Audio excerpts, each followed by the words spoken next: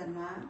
Бүгін біз әдемі екеуміз мастикадан түрлі түсті пішіндегі формалар жасаймыз. Оған керек заттар. Бірінші әдемі қандай заттар? Қандай? Сахарная пудра, су, мед және желатин. Оны міне әр заттың әрқайсысының мөлшері болады. Мысалы, желатинді бір ас қасық аламыз, суды өзінің мөлшерімен, және бір ас қасық мед, және 200 грамм кеткан. Енді 3 қасық әдемі. 3 қасық суымызды желатинге құямыз. Желатинді еріту үшін. Біреу, екеу, үшеу. Енді араластырып ерігенін күтеміз. Қатқан желатинімізбен медті екеуін водяной баняда 1 келкі масса болғанша дайындап алдық. Енді осы 1 келкі массамызда сахарный пудраның үстіне құйып араластырамыз. Әдемі қасығын ұстай қой.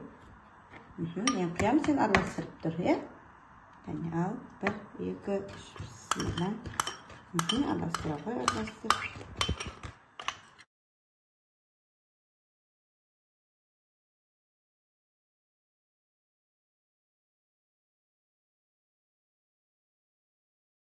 Массамыз 1 келкі болып қамырға айналды.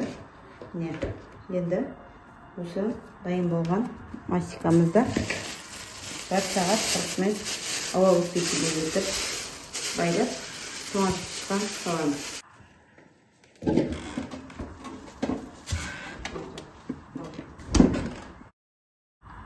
6 сағат тоңазытқыштан шыққан мастикамызда қандай цвет әдемі? Қызғылт.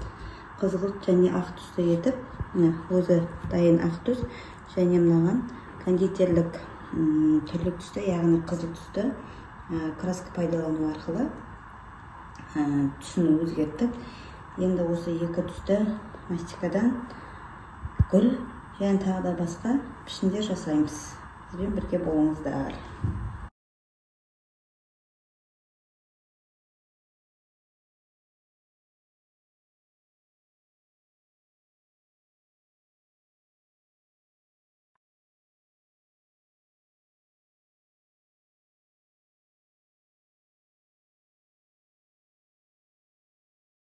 Мына мастикамыз қолға жабыспау үшін, мына жерге әдемі түсе қойды, мастикамыз жабыспау үшін, кішкене кукурузный, яғни жүгерік крахмал пайдалану арқылы біз гүлдің жапырақтарын жаямыз.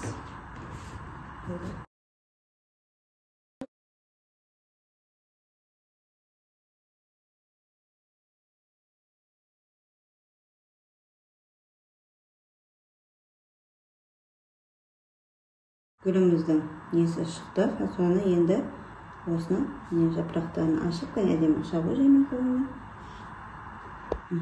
Бітті, бұлай.